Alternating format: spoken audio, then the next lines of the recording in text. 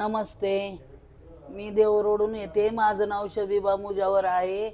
मी Maugham health केअरमध्ये 1.5 वर्षापासून येते. मला बीपीचा त्रास होता, गुडघेदुखी होती. माझ्या घरी मॉम मॅट आहे, NSM मशीन आहे, पल्स पॅड वगैरे बरंच काही आहे. त्याच्यामुळं मला बीपीचा त्रास 15 दिवसामध्ये कमी झाला. माझ्या गोळ्या बंद झाल्या. माझं वजन पण 4 किलो कमी झालं. गुडघेदुखी कमी झाली. माझ्या मिस्टरांना पण पित्ताचा त्रास होता. त्यांना मी हिलियसचं ब्रेसलेट दिलं.